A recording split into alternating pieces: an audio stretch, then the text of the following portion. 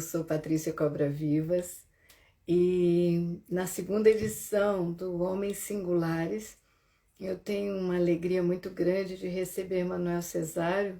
Ele tem um nome enorme, isso é só um pedaço do que ele é,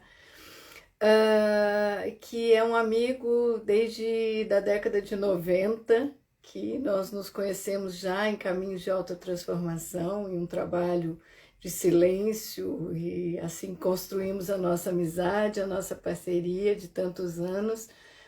E o Manuel, ele está chegando.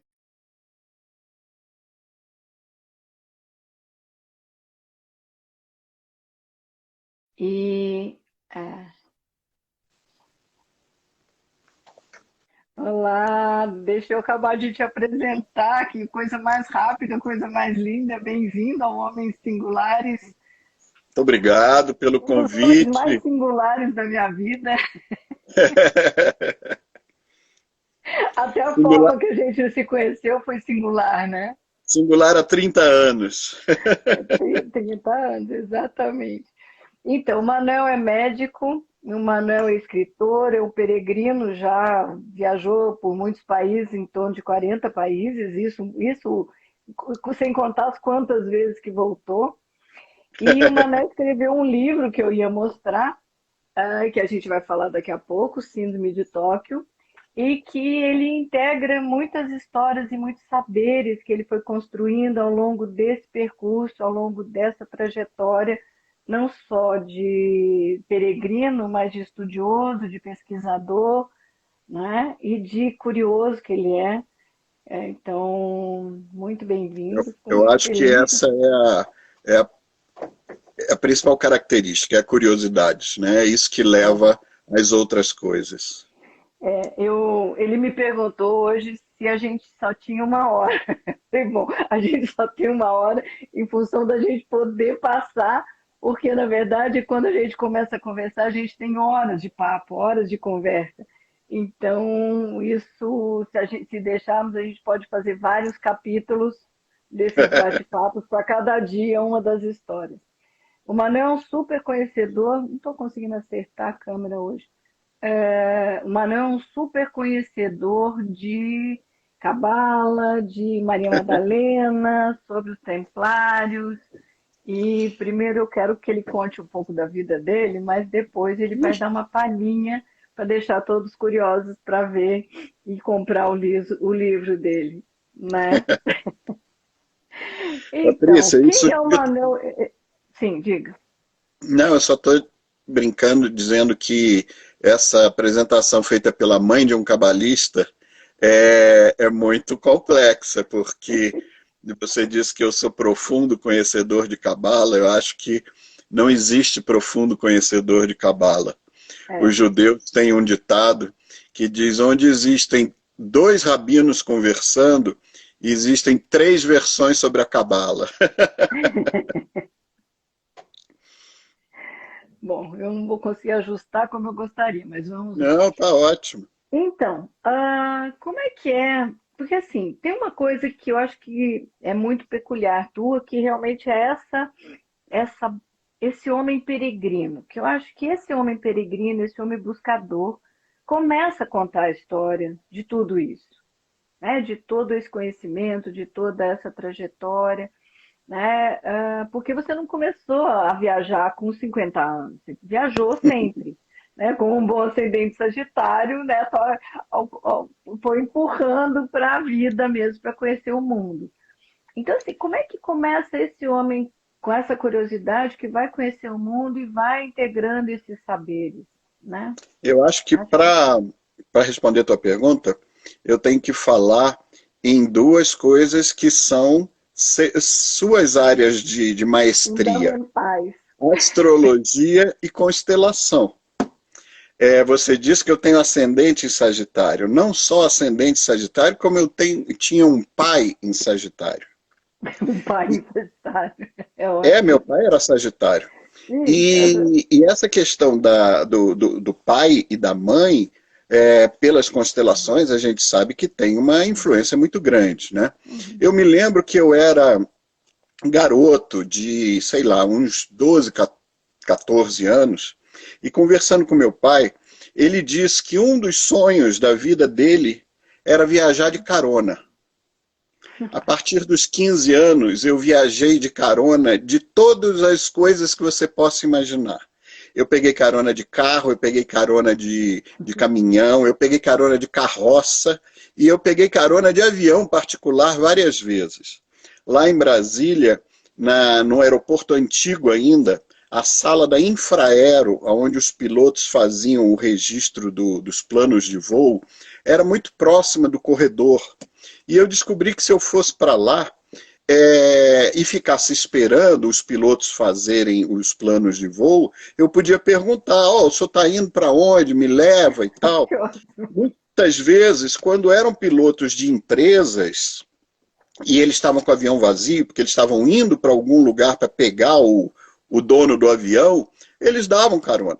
Então eu viajei muito de carona de avião, mas viajei de carona de caminhão, lá em cima, na boleia, de carroça, de carro, de tudo. Eu acho viajar muito bom, porque é a maneira que facilita, ou que congrega um monte de maneiras de eu saciar aquela curiosidade que você falou e que eu acho que é a minha característica principal. Então a gente aprende comidas novas, paisagens novas, culturas novas, línguas novas, essa coisa toda, viajando, né? Então isso começou desde muito cedo. Quando eu morava com os meus pais no Rio, onde eu nasci, a gente não tinha carro, mas a gente viajava muito de ônibus, para cima e para baixo. Naquela época era muito fácil. Depois nós mudamos para Brasília, onde eu te conheci, mas bastante antes, em 71, e aí meu pai comprou o primeiro carro dele. E aí a gente que já viajava de ônibus passou a viajar mais ainda de carro. Então nós viajamos bastante pelo Brasil, e depois que eu tive essa conversa com ele, e aí eu já estava com 14, 15 anos, eu comecei a viajar sozinho também, e de carona, e de várias maneiras. Eu tinha a vontade de conhecer o Brasil todo. E essa vontade quase se realizou. Eu não conheço o Amapá, eu não conheço a Ilha de Marajó, e eu não conheço Fernando de Noronha. O resto eu já estive algumas vezes em vários lugares, e em outros, infelizmente, uma vez só. Nos outros estados todos, né? Como estado mesmo, o único que eu não conheço é o Amapá, porque o Pará eu conheço várias coisas, não conheço Fernando de Noronha. E Pernambuco também, só não a ilha lá de... Desculpe, o Pará eu conheço, não conheço Marajó. E Pernambuco conheço, não conheço Fernando de Noronha. Mas, então isso começou muito cedo. E aí depois, eu já estava na faculdade e eu inventei de fazer uma viagem no famoso Trem da Morte, com um primo meu que morava para Bolívia. Para Bolívia. Nós fomos de ônibus até Campo Grande. Aí de Campo Grande para Corumbá, na época existia um trem do lado brasileiro, atravessando o Pantanal, muito bonito. E aí em Corumbá você atravessa e vai para o lado boliviano, e aí sim pega o Trem da Morte que leva até Santa Cruz de la Sierra. Então essa foi, na verdade, a primeira viagem para fora do Brasil. Só que aí nessa viagem eu conheci uma moça e me apaixonei. E ela estava indo morar na Bolívia. Ela era uma alemã que estava na Bolívia fazendo um estágio de fim de curso. Eles podiam, na época, contar créditos fazendo trabalho voluntário em qualquer lugar do mundo. E ela escolheu a Bolívia porque já tinha um amigo alemão também morando lá e tal. Fazendo medicina lá, inclusive, que os alemães às vezes não conseguem entrar no curso de medicina lá na Alemanha porque é muito concorrido, não tem o sistema de vestibular. E aí a Bolívia é uma opção, até inclusive para brasileiros, muitos brasileiros fazem isso. Mas aí eu tive lá e me encantei pela moça. Aí voltei para o Brasil com meu primo, tranquei faculdade de medicina e falei, eu vou lá para ver se eu começo a namorar essa moça. Aí fui, cheguei lá, bati na porta e falei, vim aqui porque eu tô afim de você. Aí demorou um pouco para a ficha dela cair, porque alemão não entende muito dessas coisas de paixão. Coisa de Mas brasileiro, esse negócio brasileiro coisa louco de batendo na minha latino porta. maluco, né? Coisa de latino maluco. Aí nós começamos a namorar, eu voltei para o Brasil e na época eu tinha um primo que era cônsul em Portugal. Aí eu falei, para eu mudar para a Alemanha é difícil, mas para eu mudar para Portugal, que não é tão distante da Alemanha, não é tão Seria difícil. possível. Uhum. Aí esse fato, esse acontecimento me fez aprender francês, aprender alemão, aprender espanhol para falar com ela, ir durante 6 meses para Portugal, só que aí meu pai adoeceu, eu voltei e ele faleceu. E aí mesmo conseguindo a tal da transferência, na época eu achei que não era um momento para deixar minha mãe sozinha, e aí abortei esse plano. 2 anos depois eu fui para a Europa, e aí passei 6 meses, aí fazendo a minha primeira especialização. Já Então, como aí, médico, né? Aí sim, como na médico. verdade, eu estava no último semestre da faculdade, eu era um interno, né? Estava fazendo internato. E como as minhas coisas são um pouquinho fora da caixinha sempre, eu fiz a pós-graduação antes da graduação. Mas eu fiz esse curso lá de 6 meses, um curso de saúde pública, e aí quando voltei, comecei a trabalhar na Fundação Oswaldo Cruz, no Rio, e logo depois me formei. E aí continuei trabalhando na Fundação Oswaldo Cruz, até mudar para Brasília outra vez, aí para me casar também, com a minha primeira esposa, que você conheceu, e daí depois disso teve aí eu saí para um doutorado na Escócia, fiquei 4 anos. Quando eu estava acabando o doutorado, eu consegui uma bolsa das Nações Unidas para acabar de escrever a tese em Tóquio, na Universidade das Nações Unidas, que é onde começa o livro. O livro se chama Síndrome de Tóquio, não é à toa. Aí depois volto para o Brasil, fico mais um tempo, aí fico sem trabalho, aí aparece um concurso para a Secretaria de Saúde do Acre. E aí eu fui para o Acre. No Acre... Mas nessa época você já estava separado? Já estava, já. Eu me separei em 98 E aí você e foi pro foi Acre? logo quando eu voltei do Japão e da Escócia. Aí, nessa época, eu estava com vários trabalhos em Brasília e tal, mas em 99 minha mãe faleceu. E aí isso deu uma boa mexida. Aí eu joguei alguns trabalhos para o alto, e os outros que eu não joguei me jogaram. E aí eu fiquei sem trabalho, a primeira vez na vida. E foi difícil. Eu já estava separado, os meus filhos não moravam comigo, mas mesmo assim demandavam Pequenos, né? alguns custos para manter a nossa proximidade. E isso foi difícil. Aí apareceu essa possibilidade no Acre. Eu fui para o Acre e aí lá a coisa começou a reengatar com vários trabalhos ligados à saúde e tal. Lá você trabalhou com saúde coletiva, né? Lá eu fiz esse concurso para a Secretaria de Saúde para ser médico de família. Foi a primeira vez que eu atuei como médico de família. Aí logo depois, no ano seguinte, eles montaram a Faculdade de Medicina na Federal do Acre e eu fui o primeiro a ser contratado como professor também para essa área de medicina de família. E aí juntou a questão de família com meio ambiente. Então sempre ficou nessa interface, saúde e meio ambiente. Aí depois do Acre, nós fomos... Eu estou enganada, você fez um dos seus trabalhos, era ecologia humana. Eu estou enganada ou é isso mesmo? O meu doutorado é em ecologia humana, é esse que eu fiz na Escócia. E ecologia humana é um campo bastante multidisciplinar, interdisciplinar, que você pode ter vários olhares. E o meu olhar foi exatamente na ligação entre natureza e bem-estar.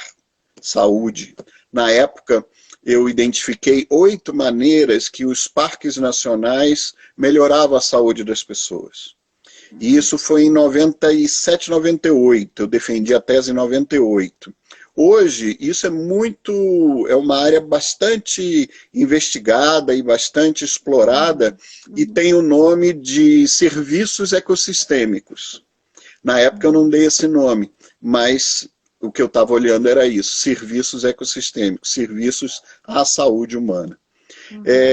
Aí quando eu voltei para o Brasil, eu consegui trabalhar em Brasília, em vários lugares, na Católica, eu assessorei o secretário de Meio Ambiente do GDF, eu fui para o WWF, no WWF eu tive uma experiência muito interessante, porque eu fiquei responsável pela Amazônia, que era um lugar que eu já tinha trabalhado, pela Fiocruz, e que depois eu voltei a trabalhar quando eu fui para o Acre.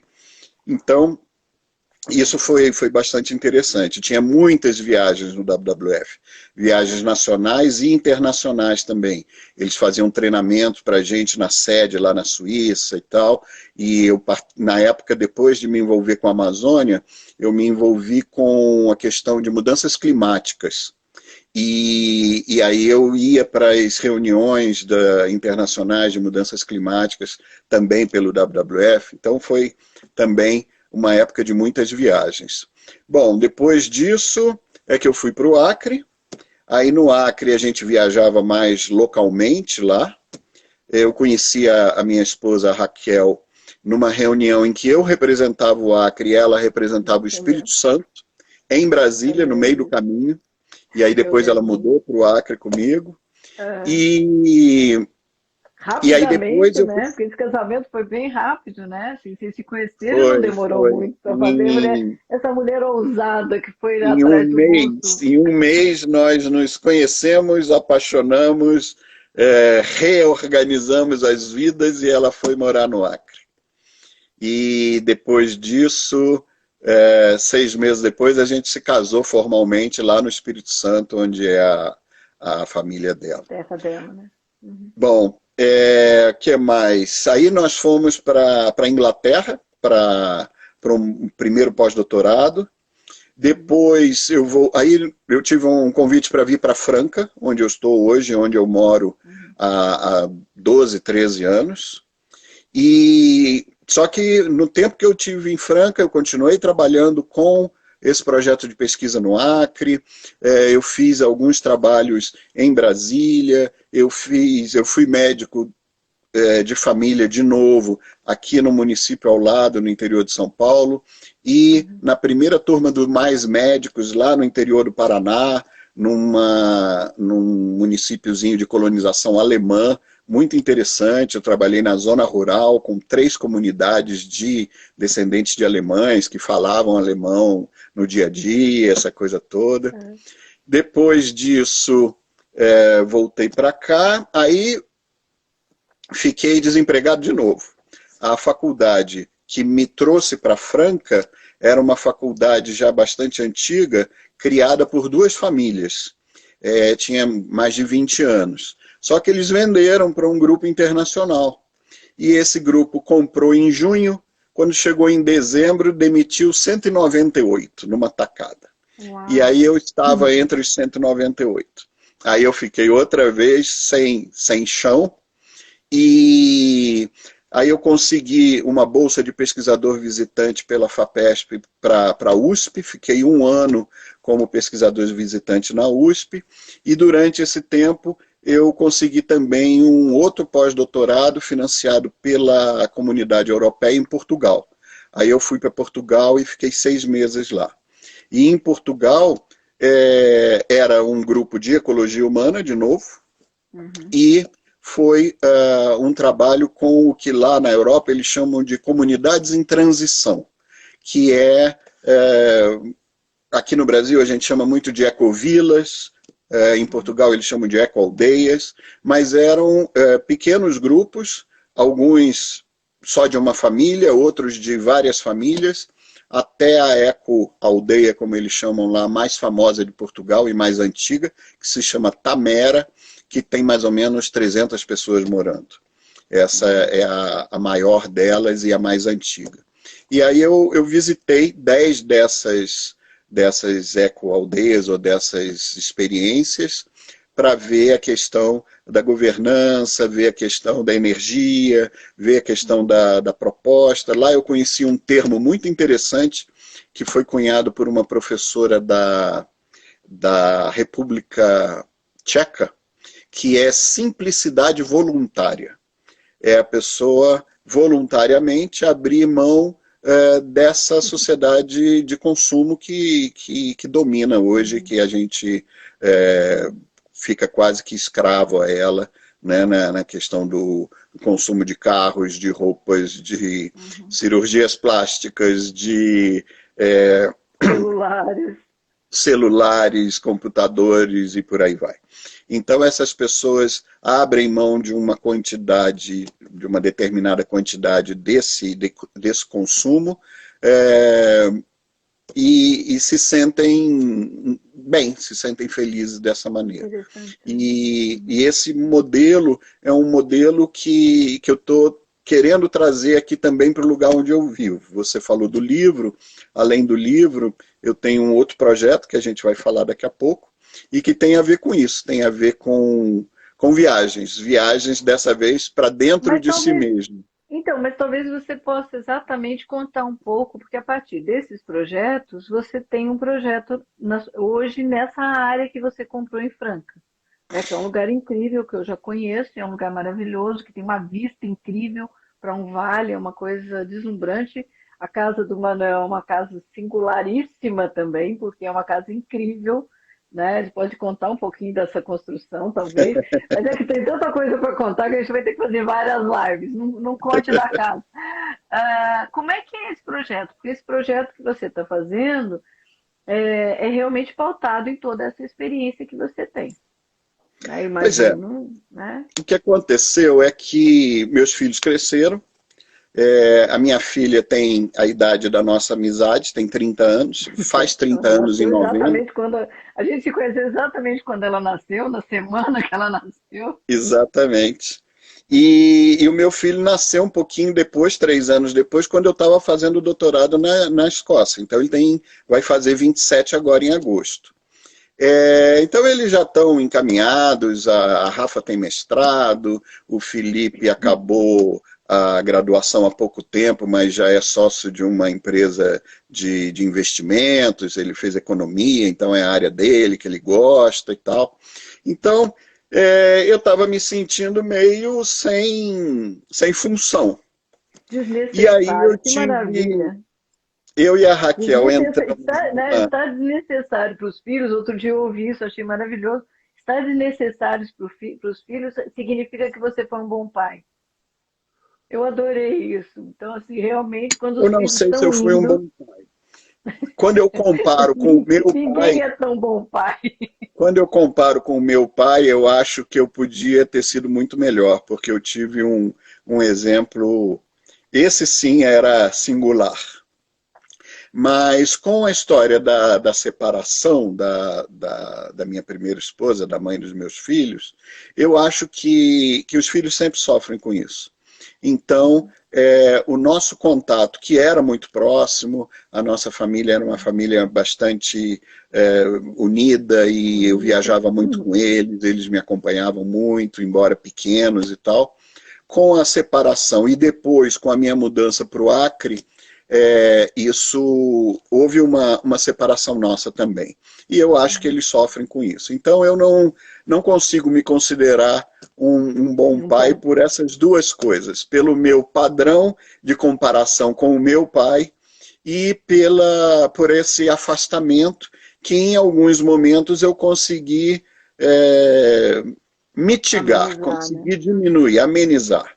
Quando eu e a Raquel estávamos morando no Acre e que eu inventei esse pós-doc na Inglaterra, eu os chamei e eles foram conosco. Então, o Felipe passou 1 ano e a Rafaela passou 1 ano e meio lá na Inglaterra e foi uma reaproximação fantástica. Depois disso, o Felipe voltou para Brasília, a Rafa também, mas ele veio e morou 6 meses comigo aqui, numa época em que a Raquel estava trabalhando em Rondônia. E isso também foi muito bom. Depois, um pouco mais para frente, a Rafa veio com o namorado e moraram 6 meses aqui em Franca também. E isso também foi muito bom. Então, nós conseguimos, de alguma maneira, diminuir essa distância. Bom, você estava Mas falando então, do... voltando que a gente estava falando do teu conhecimento, da tua expertise na área de ecologia humana, né? E esse projeto agora é embasado nessa experiência. Foi mais ou menos isso que eu te Ele é perguntei. embasado nessa experiência, ele é embasado nessa situação que eu estava falando de da gente se sentir menos necessário para os filhos. Uhum. E eu tive eu e a Raquel entramos em mais um processo de autoconhecimento.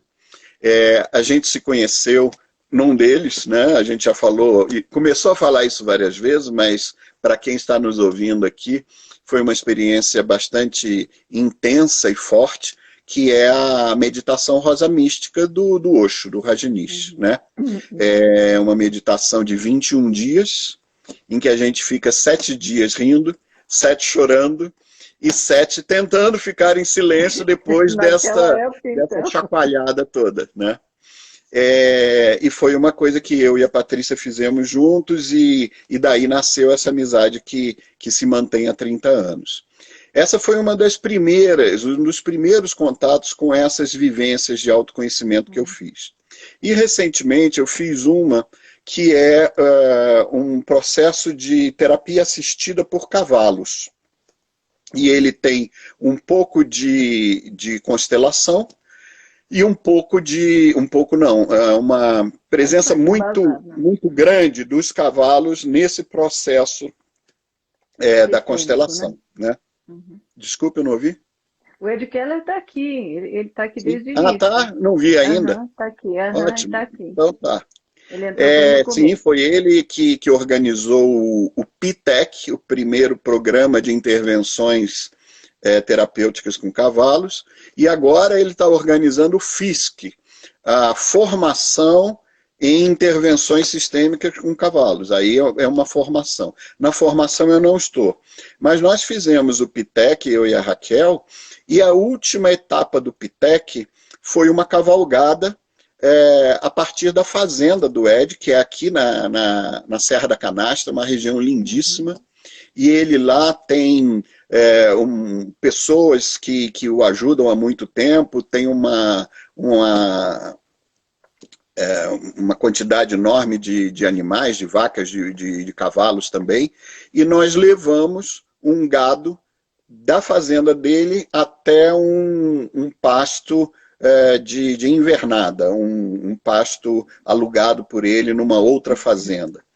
E nós éramos, acredito que por volta de 12 ou 15 pessoas a cavalo, levando 100 cabeças de gado. Então foi uma experiência muito interessante, uma experiência que durou um dia inteiro. Nós saímos de manhã bem cedo, deixamos o gado nesse local e depois fomos para um vilarejo lá na Canastra, onde tem uma cachoeira muito bonita. E aí nós chegamos nesse local e fomos para uma pousada, no dia seguinte fomos à cachoeira e voltamos para casa. No dia seguinte, se soltam 2 pedras, cada uma de um rim meu. E aí eu tive a mais forte crise de pedras nos rins, de litíase renal, que eu já tive 4 ou 5, uma delas na Alemanha sozinho, mas não foi a pior foi essa, porque foi uma pedra em cada rim ao mesmo tempo, com uma diferença de poucos dias. Então, eu tive que fazer 2 cirurgias, fiquei internado algum tempo, já na época de Covid, então já com o medo da contaminação possível, os hospitais estavam com partes deles isoladas e tal, mas mesmo assim era um risco. E aí, juntando isso tudo, eu me perguntei o que eu preciso fazer antes de morrer. O que não dá para morrer sem fazer? Você com a crise renal e eu com Covid. O que a gente vai fazer sem morrer? Que você já mostrou aí. Eu queria achar uma maneira de passar um pouco dessas experiências, dessas vivências que eu tive. E que eu acho muito ricas. Eu me considero uma pessoa muito, muito rica por isso, porque eu tenho grandes amigos, são poucos, mas são grandes como você, e eu tenho muitas experiências, muitas histórias que eu ouvi, que eu presenciei, que eu vivenciei, e eu achei que não era justo eu não dividir essas histórias. Então eu comecei a fazer isso através do livro. Esse primeiro livro é um livro que, como eu já comecei a falar, começou a nascer na minha cabeça quando eu morei no Japão. E eu morei no Japão em 97 até janeiro de 98. Foram 6 meses, o segundo semestre de 97 e o comecinho de 98. E lá eu resolvi escrever esse livro. E esse livro, então, só aconteceu 21 anos depois, em 2019, e ele é escrito por um heterônimo, como o fantástico Fernando Pessoa criava, e esse heterônimo tem 21 anos quando escreve o livro. Então, ela escreve sobre essa vida dela nos primeiros 21 anos. Então, o livro ele não é uma sequência cronológica, ele começa da última semana desses 21 anos, quando um cara e uma mulher que se conheceram lá em Tóquio se reencontram. Eles tinham ficado separados durante 21 anos por causa de uma tragédia que aconteceu quando eles saíram lá do Japão e chegaram na Europa. E aí eles ficam 21 anos sem se ver. Esse cara tem uma necessidade, ele está sendo ameaçado, ele pode morrer, e aí ele pede a ajuda dessa moça que ele está há 21 anos sem ver. E ela tem que rever os seus ciúmes, os seus dissabores de ter sido abandonada por 21 anos e tal, para ver se pode ajudá-lo e se quer ajudá-lo. Mas ela o ajuda, esse é o spoiler que tem que ser dado, porque o livro, desde o início, é baseado nisso. E aí, durante uma semana, ela o ajuda a atravessar a Europa. Ele está originalmente em Portugal e ele precisa chegar no norte da Europa. E aí ela vai ajudando dia após dia. Então o livro tem 7 capítulos, que são esses 7 dias. Depois, como você falou que eu gosto de Cabala, o livro tem a estrutura da árvore da vida da Cabala. Então ele começa aqui com o reencontro através do WhatsApp dessas duas pessoas, como a primeira Sefirot da Cabala é o reino, a terra, é a vida atual. Esse é o capítulo mais denso, é o capítulo de lavação de roupa suja, de DRs e tal. E aí depois eles vão subindo até chegar no 7º capítulo. Aí a Cabala, entre a 7ª e a 9ª Sefira, ela tem uma não Sefira, que é o Da'at, que alguns cabalistas consideram como uma 11ª Sefira, mas outros dizem que não, que ela é muito mais que isso, que ela é a sabedoria de todas as Sefiras juntas. Então, essa Da'at está representada por um encarte de imagens. Então, são várias fotos que ilustram esses 7 primeiros capítulos. E aí depois você tem os 3 últimos capítulos, que são o desfecho desse livro. E como os 3 últimos capítulos, eles estão na parte mais sutil, mais espiritual das colunas, uma coluna que representa a energia masculina, uma que representa a energia feminina, ele sintetiza a personagem masculina e a personagem feminina que passaram 7 capítulos conversando uma com a outra através de diálogos do WhatsApp. Que também Só é que uma nesses parte de três cada um de últimos, nós, né? O nosso masculino e o nosso feminino. exato. E nesses três últimos não é mais através de diálogos de WhatsApp, é a autora que nos conta o que aconteceu durante essa semana e nesse último dia que coroa a última sefirot da árvore da vila, se chama exatamente a coroa. Então é quando coroa essa história toda. Mas eu queria que você contasse um pouquinho como é que você escolheu Sofia Emanuele.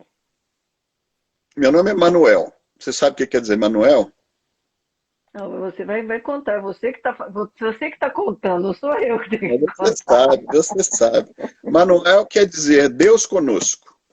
Então é o Deus nosso de cada dia. Sophie quer dizer sabedoria. Então é a sabedoria do Deus nosso de cada dia. Só que como ela é uma mulher, é Sophie de Emmanuel, é a sabedoria da deusa nossa de cada dia. Então, da Shekhinah, que na Cabala é a face feminina de Deus. Então, o livro o tempo todo trabalha essa questão da harmonização do masculino com o feminino. Não só através das duas personagens. A minha filha, quando leu o livro, falou... O primeiro comentário dela foi: eu gostei muito que você botou toda a sabedoria, o peso do autoconhecimento na personagem feminina. Então, o livro faz o tempo todo essa harmonização do masculino com o feminino. Então, Sophie de Emmanuel é a sabedoria da deusa, é a sabedoria da face feminina de Deus. E aí eu vou aproveitar para você entrar um pouquinho na história, porque nesse livro também você traz um pouco, como você mesmo disse, você traz um pouco dos templários também. E imagino que com isso que você acaba de me dizer, também um tanto quanto do teu conhecimento e sabedoria sobre Maria Madalena, que Sim. inclusive tua terra leva esse nome. Então eu queria que você falasse um pouquinho como é que você integra, porque assim, para muitas mulheres, Maria Madalena hoje é uma referência e para muitas uma descoberta, né? Sim. Como... Nós estamos num momento de... Uma das correntes esotéricas do momento ganha o nome de sagrado feminino, né? Muitas pessoas se referem a esse movimento de resgate do sagrado feminino com esse nome, sagrado feminino. E Maria Madalena é um ícone, é um arquétipo dessa energia feminina, né? E ela é muito cultuada e ela tem uma importância muito grande para os templários. E aí a história que o livro conta, e não vai aqui um outro spoiler, mas não é exatamente sobre a história do livro, mas sim sobre como essas coisas se unem, né? Os templários, como muita gente sabe, eles foram criados como uma ordem de cavalaria, na verdade uma ordem monástica, né? Uma ordem de frades, que depois são chamados à guerra pelo Papa da época, num encontro, num concílio, quando esse Papa resolve guerrear os árabes e judeus, na época, para retomar Jerusalém, que havia sido perdida para os árabes. Para Jerusalém antes era dominada pelos cristãos, por causa da importância da época de Jesus. Então, nós estamos falando de Jesus, vamos arredondar para 2000 anos atrás. E isso aconteceu no ano 1100, há 900 anos atrás. Então, mais ou menos na metade do caminho. Começam as cruzadas, o Papa, junto com o rei, convoca os nobres e os religiosos para participar dessa guerra, para retomar a Cidade Santa. E aí, uma das ordens criadas na época é a Ordem dos Templários. Eles não tinham esse nome de Templários, né? Eles foram criados, eles eram poucos, eram 9 ou 10, que foram para a Terra Santa. Só que quando eles chegam lá, por coincidência, se é que isso existe, eles são albergados numa estrebaria que fica embaixo do antigo Templo de Salomão, por causa dos cavalos. E aí eles começam a tratar dos cavalos lá e ficam nesse local. E a gente tem que lembrar que há 1000 anos atrás, Jerusalém era o cruzamento das rotas de comércio e de trocas, né? A rota da seda passava por lá. Se você saía da Europa para ir para a Índia, você passava por lá. Se você ia para o Egito, você passava por lá. Se você ia para a Mesopotâmia, você passava por lá. Se você vinha para cá, para o lado da Europa ou para a Rússia, você passava por lá. Então lá tinham as 3 maiores... como é que se diz? Religiões, na época não eram religiões ainda, mas eram até hoje, manifestações de fé e de conhecimento, né? Os cristãos que estavam tentando retomar a cidade, os árabes e os judeus. E a ordem, a porção mais esotérica do islamismo se chama sufismo. E a porção mais esotérica do judaísmo se chama cabala. E a porção mais esotérica do cristianismo veio a ser o templarismo. E a gente não usa esse termo templarismo porque eles foram, teoricamente, suprimidos 200 anos depois disso que eu estou falando, né? Então eles passaram 200 anos lá. Né? Eles passaram 200 anos juntando esses conhecimentos. Se a gente falar de 200 anos é mais do que a nossa república. É a parte importante da construção do nosso Brasil atual, né? Então dá muito tempo, dá tempo para fazer muita coisa em 200 anos. E eles ficaram 200 anos nesse caldeirão cultural que juntava sufismo de um lado, cabala de outro, cristianismo, e ficaram decodificando e aprendendo essas coisas. Foram integrando esses saberes, esses conhecimentos. Foram integrando esses saberes. Uhum. E aí trouxeram isso para a Europa. E junto com isso, tiveram um florescimento econômico enorme. Os templários é que inventaram o sistema bancário. Uhum. Porque os reis precisavam sair da Europa. Você imagina o Ricardo Coração de Leão saindo da França, atravessando a Europa inteira para ir guerrear lá. Se ele fosse levar o ouro todo que ele precisava para financiar o exército, ele era assaltado no meio do caminho, né? Então, como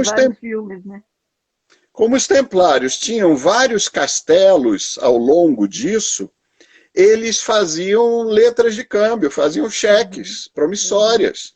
O rei entregava aqui um monte de dinheiro, levava um papelzinho e ia descontando ao longo do caminho. E quando chegava em Jerusalém, descontava o resto. E com isso, eles criaram um sistema de gerenciamento de riqueza enorme e cresceram muito também. Bom, aí o rei da França, junto com o Papa, o rei da França devia dinheiro para eles, o Papa tinha medo da importância deles, os dois se juntaram e falaram, vamos acabar com essa turma aqui. Como é que a gente acaba com essa turma? No meio da Idade Média, na época de religião cristã mais forte, dizendo que esses caras são adoradores do diabo, né? Aí a gente consegue acabar. Depois, 200 anos depois, de novo foi a história da Inquisição com as bruxas, né? Pessoas que tinham um poder de conhecimento paralelo ao poder da igreja. E os templários acabaram se tornando uma força paralela à força da igreja e dos estados. Então era uma ameaça. Então vamos acabar com essa turma. Tá bom. Naquele dia fatídico, sexta-feira 13, que entrou para a história como dia de azar, prenderam vários chefes templários e vários cavaleiros, principalmente na França, mas na Europa inteira. Isso em 1314, 2 anos depois, aí começam como é que se diz, torturar e extrair confissões dessa turma toda, confissões inverídicas, mas você debaixo do fogo ardente, qualquer coisa. E 3 anos depois enforcam na ilha de Ile de la Cité, né, na ilha onde fica a Notre Dame, em Paris. Na frente da Notre Dame enforcam o Demolay, o grão-mestre da época. Então, os templários acabaram. Muito bem. Só que dizem que eles tinham um tesouro secreto. Que tesouro é esse? É o tesouro desse dinheiro todo dos reis e tal, da Igreja Católica? Que tesouro é esse? Então vamos procurar. E aí começaram a procurar e ninguém achou. Bom, por que não achou? Porque os templários, alguns foram presos, mas outros fugiram. Para onde é que eles podiam fugir? E existia um rei na época que tinha sido excomungado. Se ele era excomungado, ele não estava nas graças da igreja, não tinha que beijar a mão do Papa. Então vamos lá para onde esse rei está excomungado, porque ele vai nos receber. Escócia. Né? Então, chega lá nas vésperas da Batalha de Bannockburn, que é a batalha dos escoceses contra os ingleses, e com a ajuda dos templários, os escoceses, pela primeira vez, conseguem bater os ingleses e ficar 100 anos independentes da Inglaterra. Aí, esse grupo que foi para lá, floresce, cresce, e se torna a maçonaria inglesa, que depois cresce na Inglaterra, tem o rito escocês da maçonaria, que é um rito tradicional, e depois ela volta para a França também. Mas ela cresceu lá com esses conhecimentos levados por esse grupo. Outro grupo, em vez de subir para a Inglaterra, segue em frente e acaba onde a Europa acaba. Onde é que a Europa acaba? Em Portugal. Né? Eles saem da França, vão andando, chegam num lugar onde acaba. Inclusive tem uma cidade que se chama Finisterre, fim da terra, fica na Espanha, mas é ali. Aí eles chegam lá e vem um rei querendo fazer explorações, precisando de dinheiro para financiar navegações e com uma escola de navegadores. E uma das coisas que os templários aprenderam foi navegação, porque eles precisavam cruzar da Europa para o Oriente Médio, e cruzavam o Mediterrâneo em barcos, e aprenderam muitas coisas. Então, a chamada Companhia de Jesus, ou Escola de Sagres, nasce também recebendo esses templários. E aí você tem histórias e tem maneiras de comprovar isso, da importância dos templários nas conquistas ultramarinas portuguesas, inclusive na descoberta do Brasil. Né?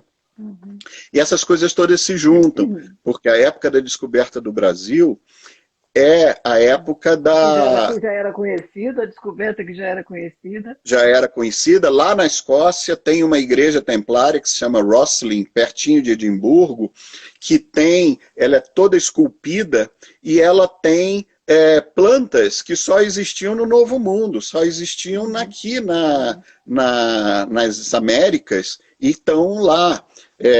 Então, aí tem a ligação com os vikings, aquela coisa toda que já tinham visitado a América do Norte e tudo. Bom, essa época também é a época de perseguição dos judeus, né?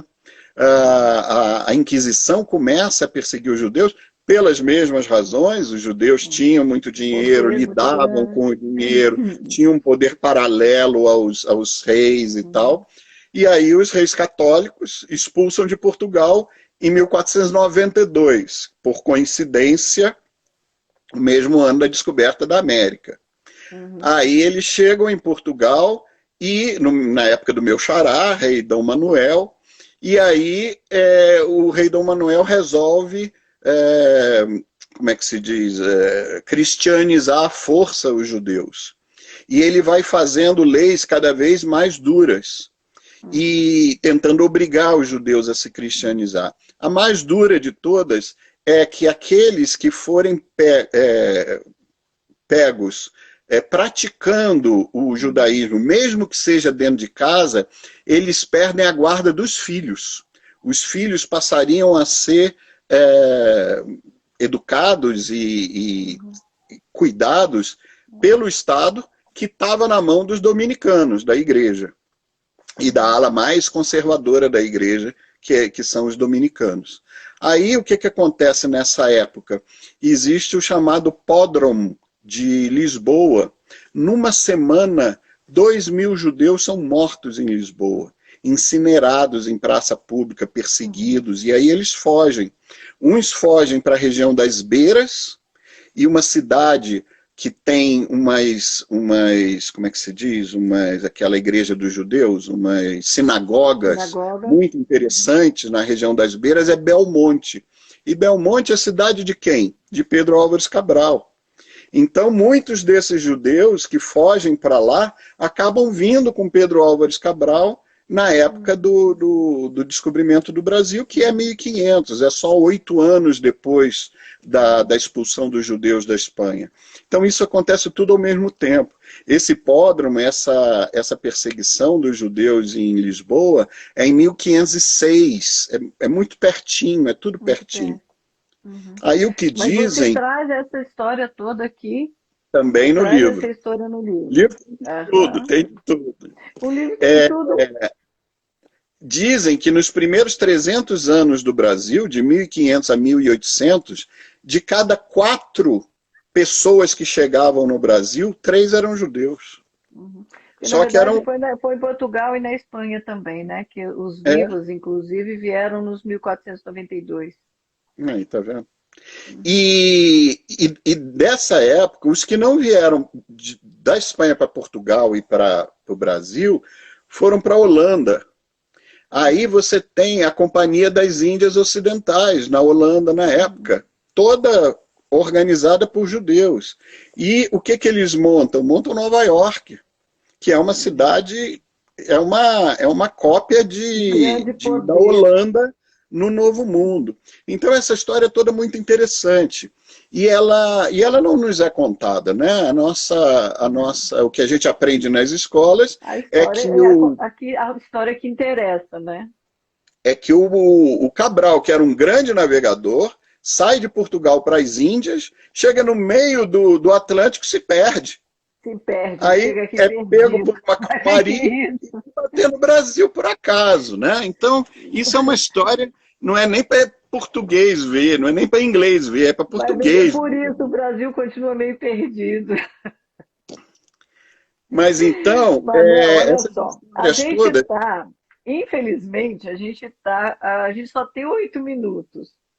Normalmente eu interrompo as visitas com 15 minutos para ter um tempo de deixar uma mensagem.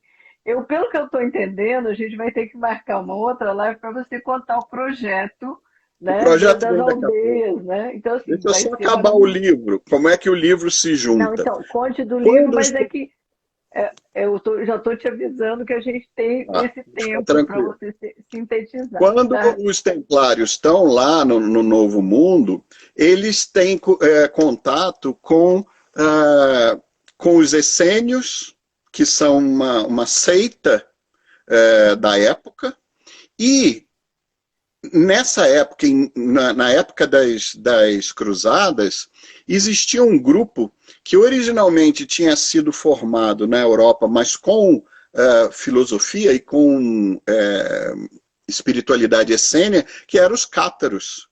E é a única cruzada, a cruzada albigense, a única cruzada que não é contra os árabes, é uma cruzada dentro da própria Europa, para acabar com os cátaros. E o que os cátaros, os essênios e os templários têm em comum? Dizimados, né, os cátaros. Maria Madalena. Então, o fato de que, depois da crucificação, Maria Madalena sai, não só ela, né?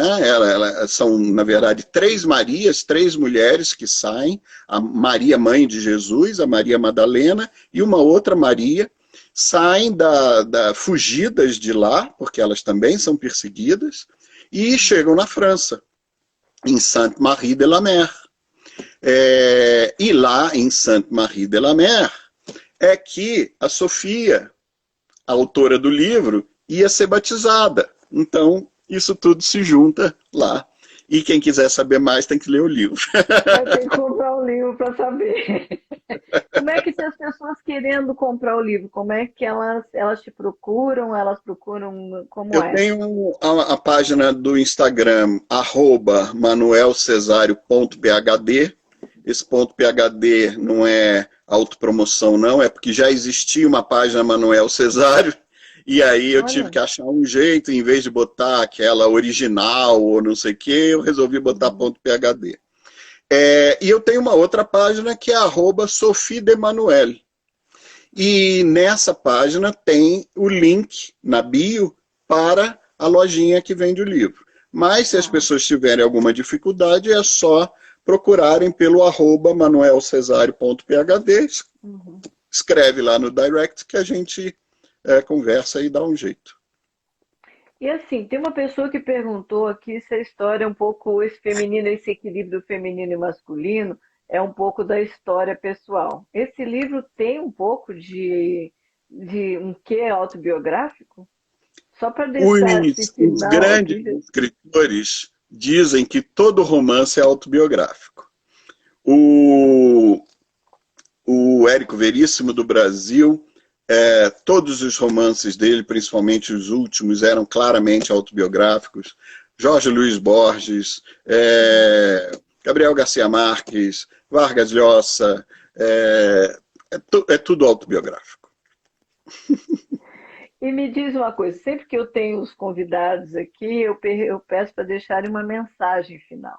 Né? Você já trouxe um banho de conhecimento para nós hoje, até coisas que eu nem sabia algumas. O que você deixa como mensagem para as pessoas?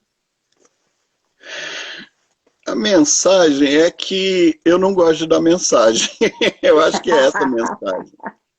A mensagem Uma é que inspiração. Então, vamos mudar. Ao invés de ter uma mensagem, o que você deixa como eu uma acho que as inspiração? pessoas devem procurar o que elas têm interesse, o que elas acham. Existe um conceito, não é muito novo, mas eu tive contato há pouco tempo, de aprendizagem autodirigida. Não é só autodidata, mas é dirigida para aquilo que você tem interesse.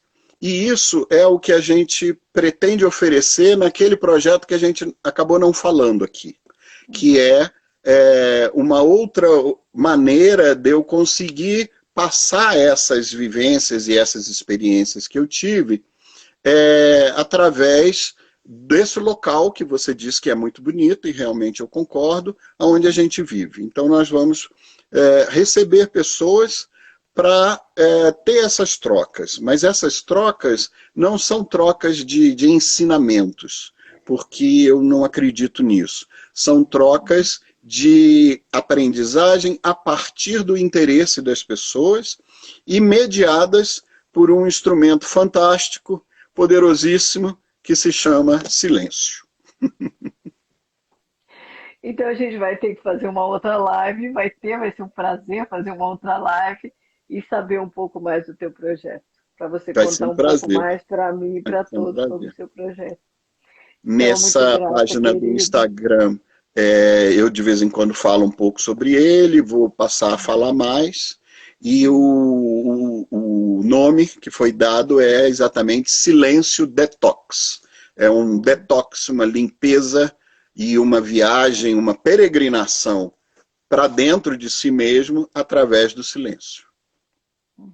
Então já deixou a palhinha, essa foi a mensagem, já deixou a palhinha de realmente as pessoas poderem ir descobrir um pouquinho sobre o Silêncio Detox. Isso. Querido, muito grata Eu que a fiquei várias pessoas que estiveram aqui, que vão assistir depois e tenho certeza que vão desfrutar muito da tua sabedoria, do teu conhecimento. Eu que É muito fiquei bom a gente muito, estar. muito honrado com o seu convite e muito feliz com essa oportunidade da gente se reencontrar, mesmo que virtualmente, mais uma vez. E é muito bom esses 30 anos de amizade, querido. Beijo, Essa é beijo a verdade. todos, muito grata a Beijo todos, grande. boa noite. Obrigado, Patrícia.